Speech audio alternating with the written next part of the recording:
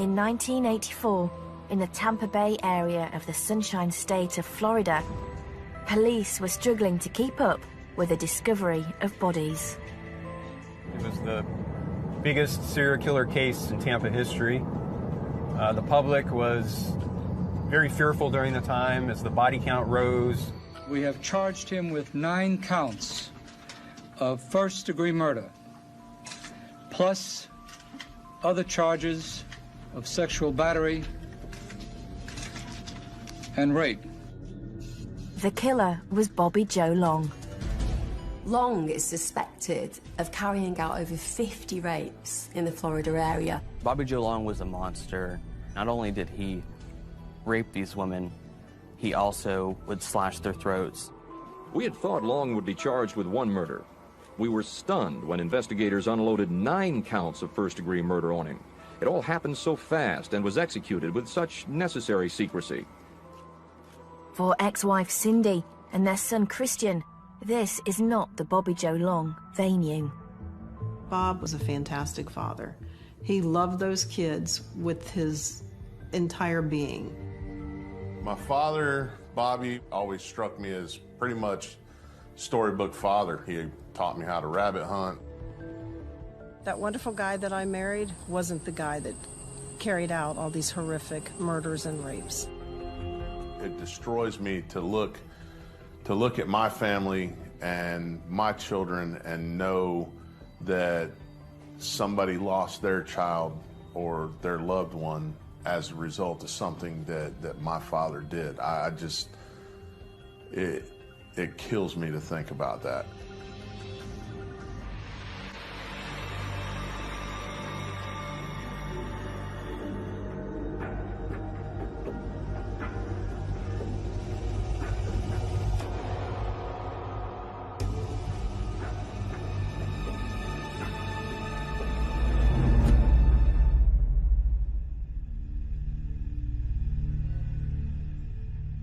In 1967, 13-year-old Cindy Brown met 14-year-old Bobby Joe Long in the park.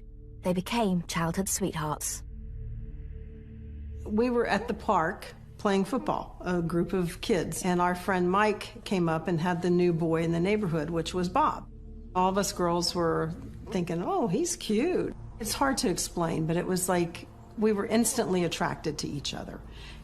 His personality was fantastic. He was funny. Bobby Joe had moved to Florida with his mother after she left his father. He moved to South Florida with his mother, and he really came to resent his mother over time. She worked as a barmaid in nightclubs, bars, and brought home a lot of different men to the house. And this is something else that really impacted Bobby when he was growing up. He really resented this. His mom, she had gone through 2 marriages while we were kids dating with each other. He hated his mom, the way he talked to her at times, and, you know, she has claimed that he's been physical with her. Despite his troubles at home, Cindy and Bobby's relationship stayed strong. I was adopted by an aunt and an uncle. I do believe that held a big part of Bob and I together because we knew what it was like to not have that other parent around, a 14-year-old boyfriend and girlfriend. We used to love going to the movies together. We would go down to the Keys snorkeling, you know, spearfish, practice with guns. When he was younger, he and his friends were arrested for stealing car batteries or drag racing, you know, I mean, really stupid stuff. Although Bobby often acted the hard man, he had some unusual medical problems. Bobby Joe Long had what was called the Klinefelter syndrome, which was a condition where he had an extra female chromosome. And because of that, he developed very large female-like breasts, and this was something that really affected him. He had breast surgery because he would constantly wear a t-shirt. Again, South Florida, you're in the water all the time and everything. He would never swim with his shirt off because he was embarrassed of his scars. The scars weren't bad. When we became older and intimate, he'd keep his shirt on because he wasn't comfortable.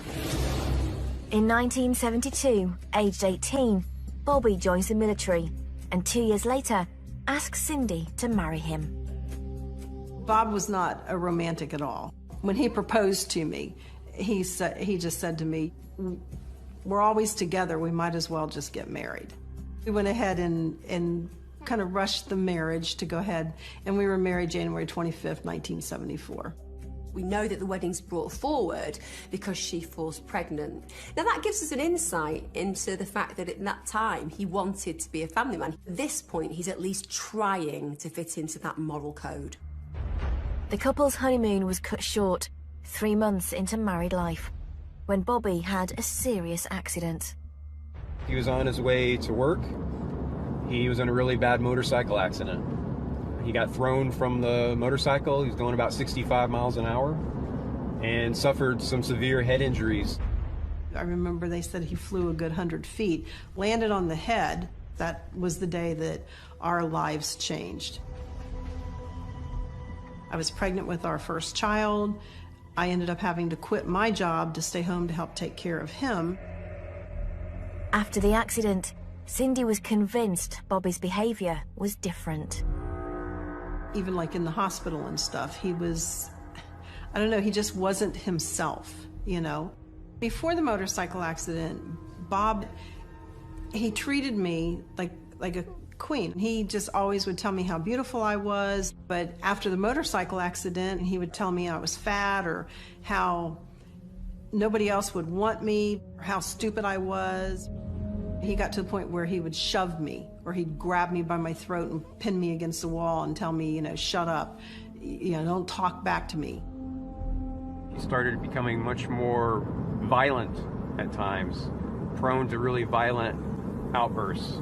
Really kind of developed a Jekyll and Hyde personality after that. One of the things that you see in domestic violence and abuse is incremental use and typology of that behaviour. So you don't automatically get into a relationship and become violent. It might be name-calling, being jealous, then it could be the odd slap, then it could be odd punch, etc., until in the end that person is so confused because this loving relationship that they used to know has been so gradual in becoming this incredibly violent, unsafe space that they don't understand quite how they arrived there. And their sense of self and self-esteem and confidence has been just completely eradicated. After Bobby Joe Long's motorbike accident in 1974, he was medically discharged from the army. A year later, Bobby and Cindy have their second child, and Bobby's behavior began to spiral out of control. It became real physical. I mean, he was punching me in the head. He used to have the habit of sitting on me, like shoving me down on the bed, and he would sit on me on top of the bed, you know, on my bottom part, and he would put his knees, you know, up here where I couldn't, like, protect myself or protect my face or anything, and he would just like pound me in my face or choke me. How many times he choked me unconscious. He enjoys choking, and part of that will be for sexual gratification, and part of that will be for absolute surrender. When somebody is constricting your airway, you are absolutely helpless, and that person, as they are choking you, tends to be looking directly into your eyes. It is domination beyond belief. In our house, our bedroom was the first bedroom, and then the kids were at the end of the hallway. They could hear me trying to scream or hear him, you know, shoving me around and everything. They would hear the entire altercation. I remember, you know, knowing that there was something bad going on the other side of the wall, knowing that my mom was being hit. One time in particular that I remember coming out of the hallway and walking down the hall, Mom's in the bathroom, you know, and you could tell she had been hurt. She was, you know, obviously crying, and then I remember seeing my father at the other end of the hallway with this look on his face, and it was a look of satisfaction. Seeing my dad do the things that he did to my mom was heart-wrenching. I mean, it was the scariest thing that I had ever seen. But seeing her get hurt and knowing that I couldn't do anything about it, it would hurt me pretty bad. I had thought about ending the relationship many years, many times. And every time I would say something about divorce, he would again convince me that I was not going to be able to make it on my own with the 2 kids.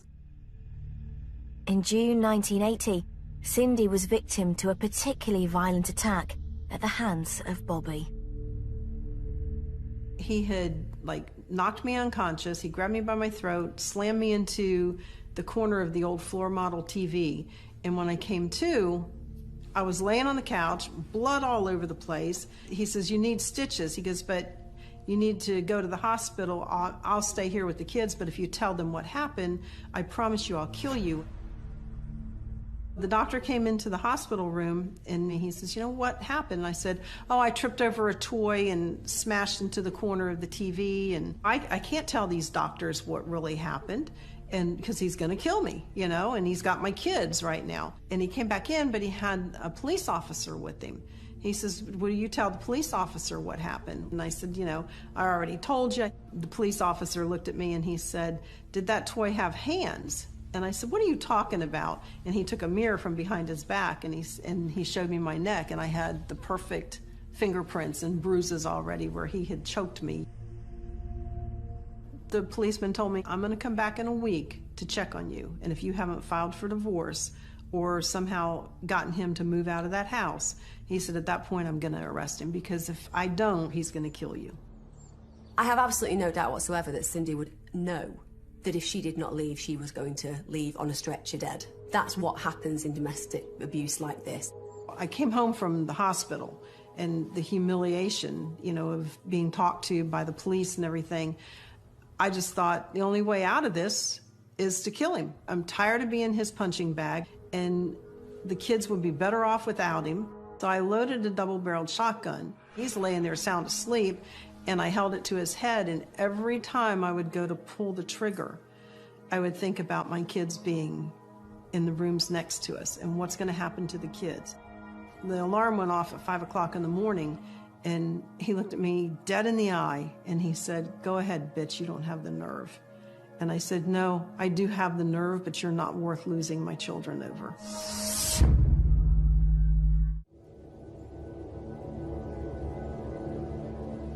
In 1980, Bobby Joe Long and Cindy had been married for 6 years, but during that time, Bobby had been living a double life.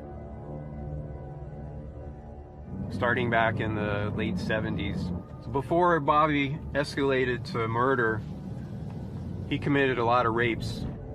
He was known as the classified ad rapist, because what he would do is he would look through the classified ads in the newspaper. He would call up the number listed on that classified ad, and if a woman answered, he would engage her in conversation. He would set up a time to come by the house. He would show up nicely dressed, often in a suit and tie. He would ask about the furniture. He would ask if there's anybody there, any mail around that could help load it. If he was interested, if the answer was no, or "my husband will be back after 5 o'clock, then he knew it was a good victim for him. We know that Long starts to target women who are selling because, firstly, they expect somebody to visit. Secondly, it gives him an instant guise of credibility. He most likely knows that they will be completely alone, and that gives him ultimate access to those people. He would then ask to come inside the house, then he would strike. Bobby Joe raped anywhere from 15 to 50 different women using this method, and he really bragged afterwards that he was such a foolproof way of doing it that he would never have been caught if he had just stuck to that. In 1976, just 2 years into his marriage to Cindy, a very close friend and co-worker of Cindy accused her husband, Bobby Joe Long, of raping her. My friend had gone to the police and said that she had been there and he had raped her. He was completely denying it. Well, apparently the Hialeah police had come to the house looking for Bob and came in the house and, searched my entire house and everything. And he kept denying it until the police came back to the house and they were questioning him. He finally admitted that according to him, they had had sex that day. The thing about rape in particular is that you fully control and dominate an individual. You violate them. You take complete territory over them. It's about ownership. You have to be able to completely disassociate any conviction or any compassion for that human being and render them as just an object to be used. After the police investigated it and everything, they cleared him of it. They said that it was consensual and she was probably just mad, which now today, I know it wasn't consensual. I feel in my heart, truly, that he raped her. Cindy stood by Bobby after he was cleared of the alleged rape. For their son Christian, he has mostly happy childhood memories of those early years. Growing up, and there was 4 of us between mom, dad, and my sister and I. We lived in the typical black and white house, little white fence out front. My father, Bobby, was, from my memory, he always struck me as pretty much storybook father. He would always take us kids to the park. We spent time fishing. He taught me how to rabbit hunt. As a family together, we would go out in the boats. We would take the kids to the beach. We would take them to the movies. We'd go on picnics together. We would actually take the children hunting. My father was pretty well liked by just about anybody that knew him. Christian remembers his father in those early years as quite a good father, you know, somebody who spent time with him fishing, somebody that he connected with. He certainly was not scared of him.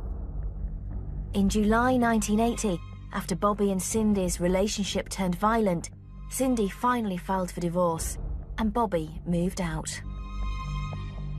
Cindy and Long get divorced when Christian's around 6 years of age. This is a pretty significant time in a young man's life. His memories of his father will be clear, he's got used to him being around, and it can be quite a distinct change when somebody leaves the family household. So at that point, my dad's like out of the situation. He's gone, you know, he's in California, he's, you know, I know he was in Mexico for a little bit. He was working on cruise ships. I mean, the guy did all kinds, I mean, he was living the life of Riley, apparently. I mean, he was doing things, you know.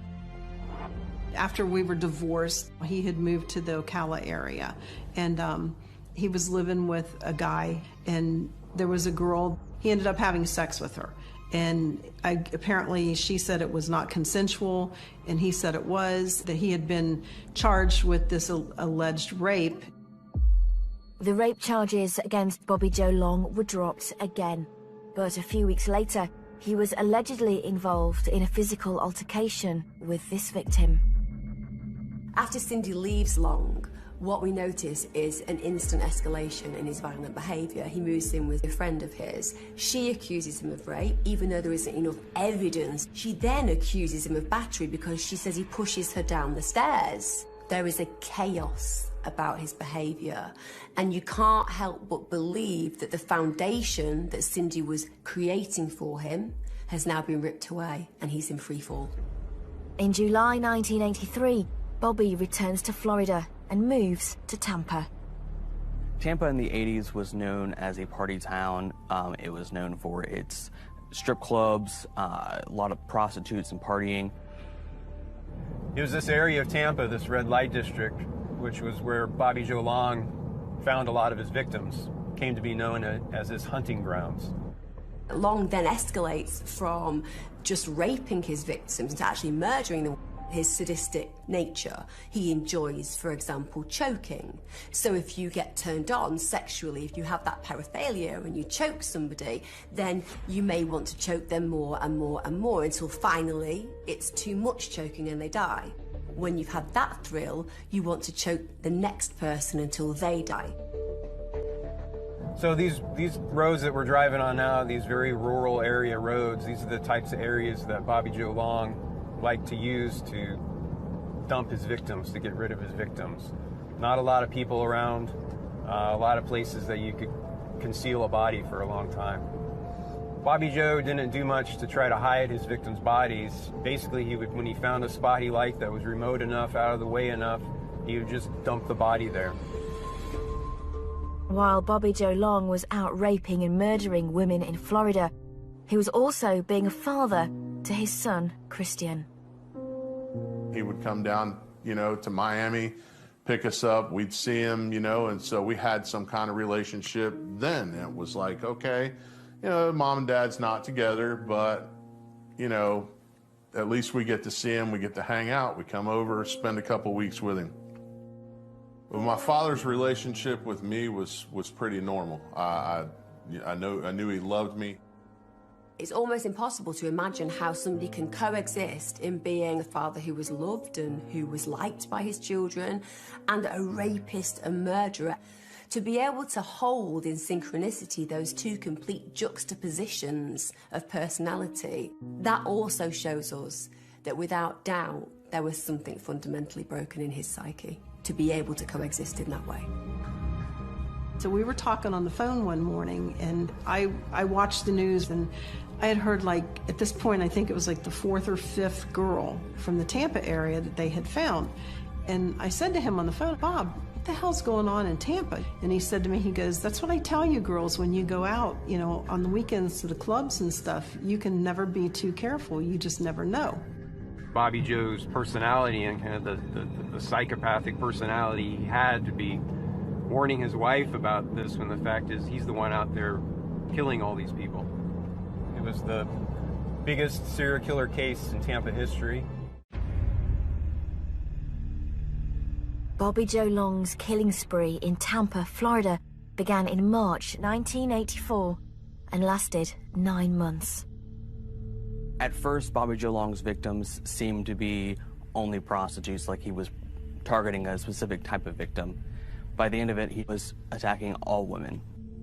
It was a mystery to police because Tampa Bay hadn't seen a murdering spree like this before.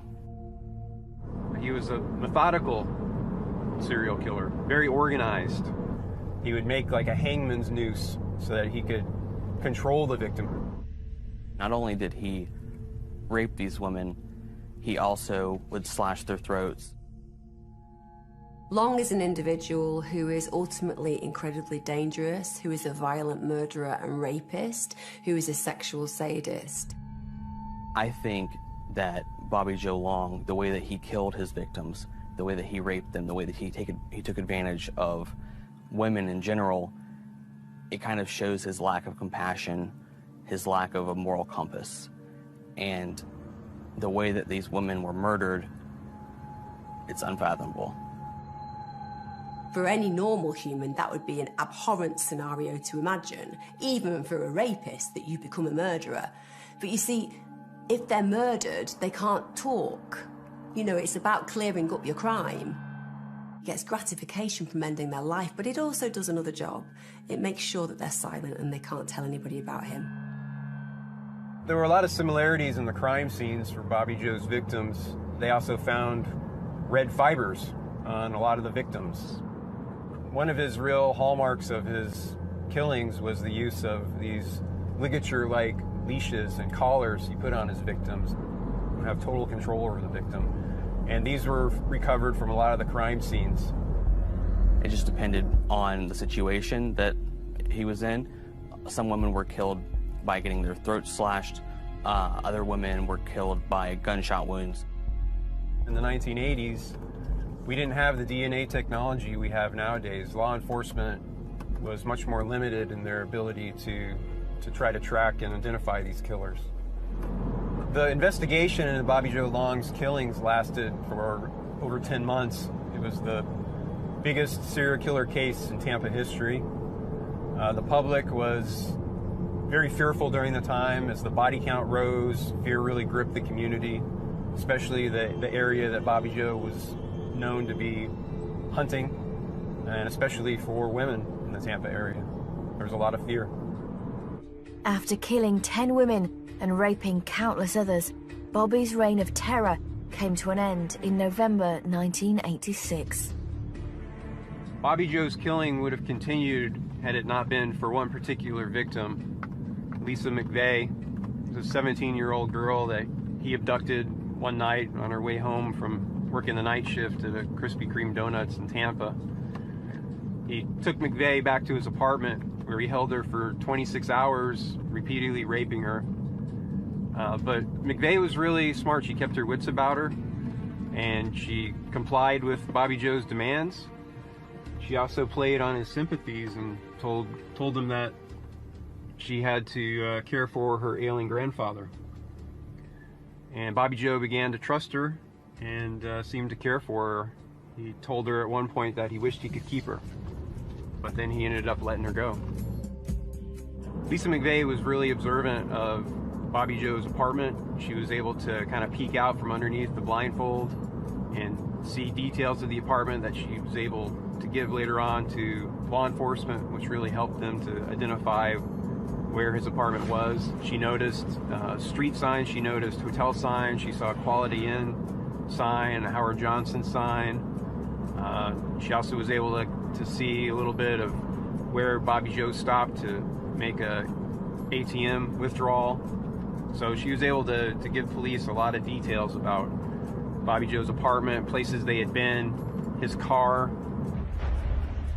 On the 16th of November 1984, serial killer Bobby Joe Long was arrested by Hillsborough sheriffs for 9 counts of first-degree murder, sexual battery, and rape. Task Force detectives say they have such a strong case against Long that even if they didn't have Long's statements, even if Lisa Rhodes had not escaped to tell her story, fiber evidence and items taken from Long's apartment would have been enough to charge him with all 9 murders. Said one detective, he didn't have to tell us a thing. Yet police acknowledge there could have been more murders if the pieces had not come so quickly together in those frantic 30 hours before Long's arrest. When Bobby Joe was captured, they finally identified who this serial killer was. It was a huge relief in the community. When he was interviewed by police, Bobby Joe Long revealed how he began targeting women. How did you pick the victims down there? I used the newspaper. What did you look for? Classified ads. What would be advertised? Whatever. And you just call up and tell them you want to come by and look at it, or what? Yeah. Okay. I didn't hurt any of them. And how many there were? 2, 5, 20? What's a lot?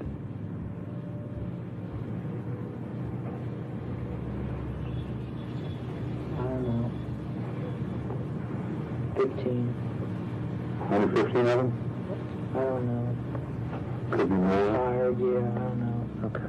Okay, interview is ending. It is 16 November 1984 at 23:11 hours. Bobby's ex-wife Cindy had no idea that the father to her 2 children was a serial killer and rapist. We had just gotten in from the fair with the kids, and I get this phone call, and it's Bob. I could tell, again, in his voice, something was horribly wrong. And I was like, Bob, what's wrong? And he said, you know the girls in Tampa that we were talking about. I killed the girls. And I said, I knew you were capable of hurting somebody because you hurt me, but how could you hurt total strangers? He just kept telling me, please tell the kids I was killed in a car accident. I told him, I said, there's no way that I'm lying to my children. Their voice on the phone came through and said, identified himself as Sergeant Latimer from the Hillsborough Police Department. And he said, we have him in custody and we've arrested him for the killings of, at this point, I think it was 8 women that they knew about. I panicked. I was like, oh my God, what do I tell the kids? And I was crying hysterical. I'm like, why? For Cindy finding out that her ex-husband was a serial rapist and killer, to know that the man that she had spent her entire adolescence with, that she had loved, that she had cared for, that she'd had 2 children with, would have been absolutely life-changing. When I found out my father had been arrested, it was basically a situation. I'm laying in the floor watching TV with my sister, and the phone rang, and Mom's talking, and I hear her say, "Are you kidding me?" And turned around because the tone of voice was just odd, and the look on her face was like absolute terror. She just could not believe what she was hearing on the other end of the phone. We were told that he was arrested, but you know, we didn't know what for. But within a couple days of that, we were told the whole story because we were going to find out anyway. It was all over the news.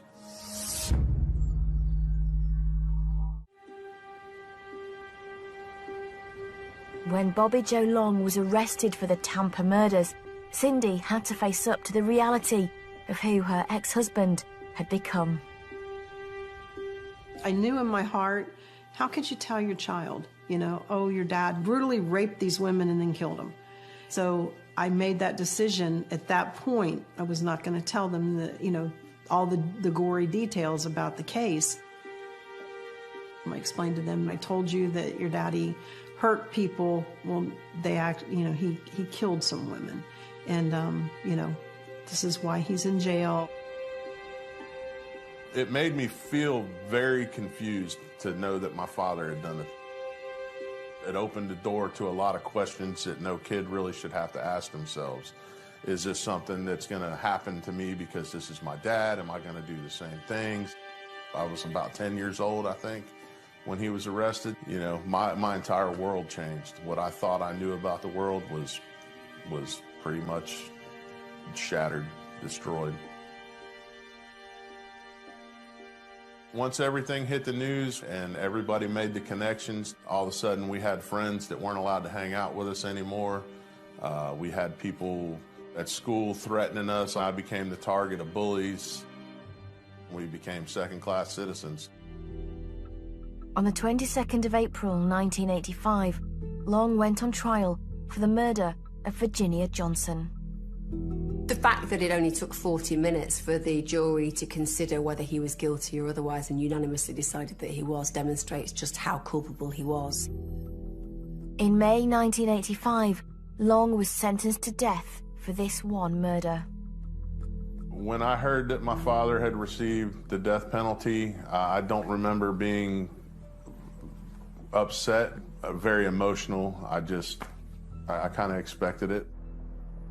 Death row is a place where people can exist for many, many years, decades in fact. But when your family is aware that you are on death row and one day that will happen, that your life will be taken, you live in a strange purgatory. They are alive and yet dead. You can never secure your relationship. You can never know when it will be the final goodbye. In 1985, Bobby Joe Long took a plea bargain and pleaded guilty to 8 other murders. He then spent 9 years in and out of court, fighting his convictions to try and save his life by getting off death row.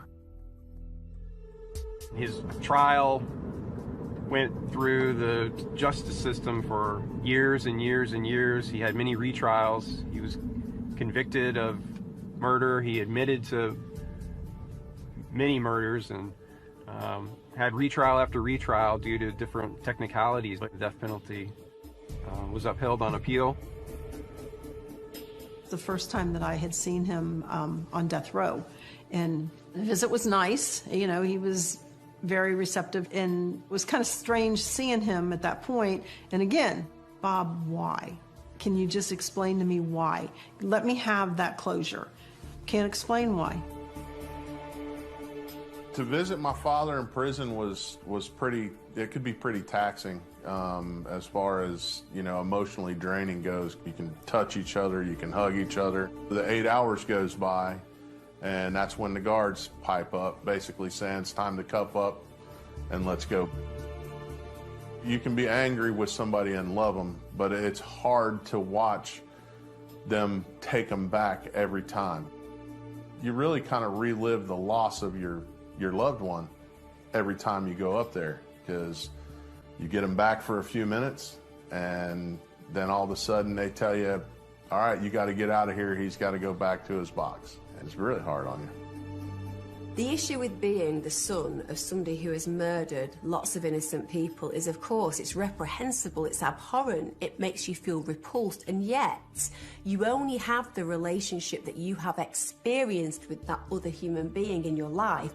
For Christian, he did love his father, and in spite of what happened, that love doesn't necessarily cease. Bobby Joe Long remained on death row for almost 35 years. In January 2019, Ron DeSantis was appointed the new governor of Florida. 4 months later, he signed Long's death warrant, and the execution date was set for Thursday, the 23rd of May, 2019, at 6 p.m. Whenever we found out about the execution, I'm a wreck. We had there was, obviously a large range of emotions that we were dealing with. From the time they signed the death warrant to the execution, it all seemed like a blur. It was like a very rushed process. Cindy visited ex-husband Bobby for one last time. I visited with him the week before. The whole way up, I kept praying, just tell me what to say. I hadn't seen him in 18 years. I was nervous. It was kind of weird knowing that I'm talking to you today, but I know for a fact a week from today, you're no longer going to be on this earth. How that's going to affect my kids, he was their father.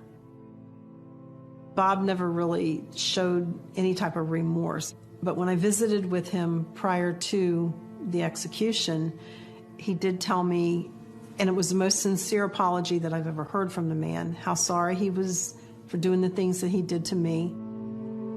I told him, I said, I hate that you're going to be dead, because of our kids and everything, but it could have been so different. Yeah, we would have probably been divorced, but you could have still been a part of the kids' lives and the grandkids' lives and taught them how to go to the Keys snorkeling. But because of your actions, that's never going to happen. And now they have to know that my grandfather was executed by the state of Florida because of what he's done. I said, Bob, I have to tell you that I forgive you for what you've done to me, but I don't think I'll go to my grave forgiving you for what you've done to all those girls and my children and how you've cheated my grandchildren. I'm sorry. But, he said, let's change the subject. And I said, no, you're not controlling me anymore. After the death warrant was signed, we found out that we could go up and visit through the week. I think it was 6 hours a day over a few days. So I did make it up there to see him once, but it wasn't your typical visit. It was behind the glass. It was a non-contact visit, so I didn't even get to hug him, shake his hand, nothing. I was able to talk to him a few times a week up until the day, and I actually talked to him the day before the execution and asked him if he wanted me to come up there because he was allowed a contact visit the day of the execution, and he said that he didn't want us kids to have to come up there and deal with that, and said that he would just rather truck it on his own. In the days leading up to Long's execution, Christian does speak to his father quite a few times, and he does suggest that he can go and visit him, in those final hours, but Long doesn't want him to. It seems that in spite of the broken, dysfunctional human that Long has become, there is still an empathy and compassion between father and son. And you see, that's the issue when you have a father that you love who is also a murderer. You have to separate the man from the monster. On the 23rd of May 2019, aged 65, Bobby Joe Long was executed by the state of Florida by lethal injection. Daniel Smithson was a reporter at Long's execution. I was sitting there in that room. The room was somber. You could feel those sad feelings in there within the families and victims. The curtain was raised. Bobby Joe Long's feet were towards us, and he seemed calm. The warden asked him if he had any final words for the victims or the victims' families. You could tell his face was kind of rough, and he just said no, and the state ordered the execution. The execution of Bobby Joe Long was the first execution I had covered. I describe it as just like watching an old man fall asleep. Christian did not attend the execution. I respected his wishes, and he said, if you want to do something, go fishing, hang out with your family.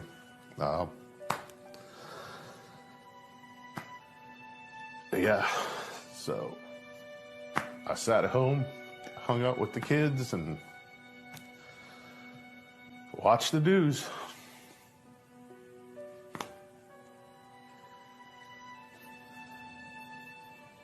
When it comes to him being executed, it's hard to deal with because I feel like I've lost my father 3 times. First, him and my mother got divorced. So then he comes back around and we start having some kind of relationship.